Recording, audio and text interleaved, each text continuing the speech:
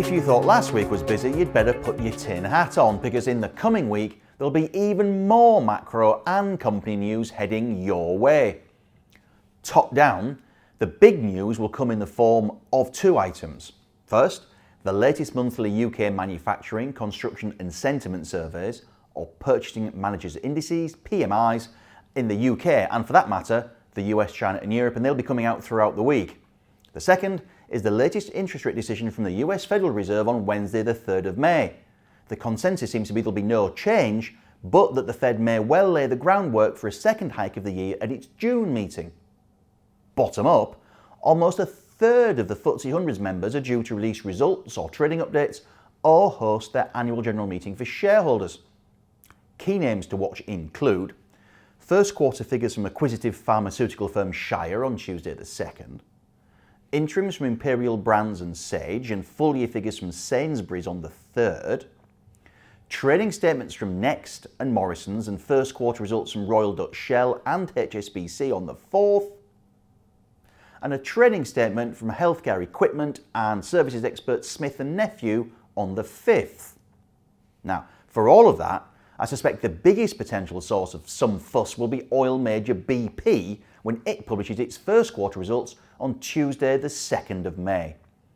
As we can see here, BP shares have sagged of late, weighed down by an oil price which seems to be having terrible trouble punching through the $55 a barrel mark. We can see how movements in the price of oil and gas, for that matter, affect BP's quarterly profits in this next graphic, although the company's cost-cutting and efficiency programs can help to maximise its returns and minimise the downdraft when prices rise or fall. This chart here looks at replacement cost before tax, which excludes the change in value of inventory to try and smooth out the effect of some of the effects of movements in oil and gas prices. As you can see, the number still swung around an awful lot owing to asset write-downs or gains on disposal. In the first quarter of 2016, BP made a replacement cost loss of $460 million as upstream, exploration, made a loss of $1.2 billion, downstream, refining and petrol stations made a profit of $1.9, and other expenses came to just over $1 billion.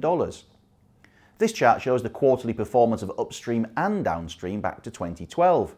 A higher oil price should help upstream, although this does increase downstream's input costs, but here at least analyst research suggests that refining margins should be holding up well as capacity utilisation remains pretty tight across the whole industry.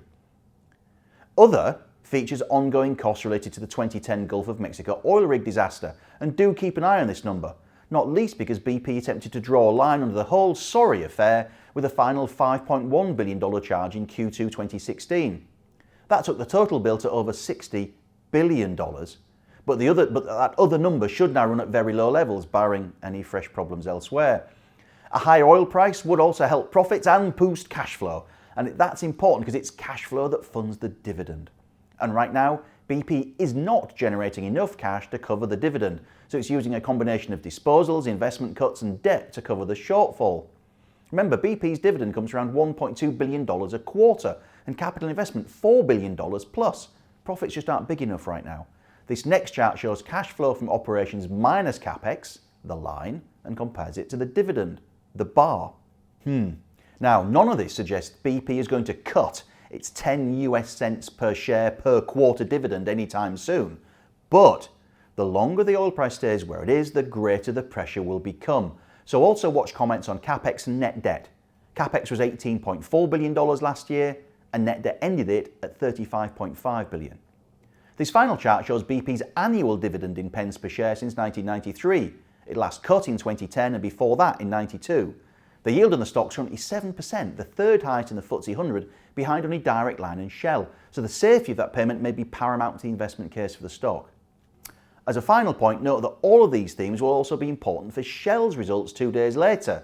Again, watch the quarterly dividend per share, unchanged at 47 US cents since the first quarter of 2014. There'll be no change this year, but that's a key benchmark. Remember, Shell hasn't cut its dividend since the Second World War, but again, the longer the oil price stays low, the harder it'll be to maintain that number. Thank you for watching, and I look forward to seeing you next time.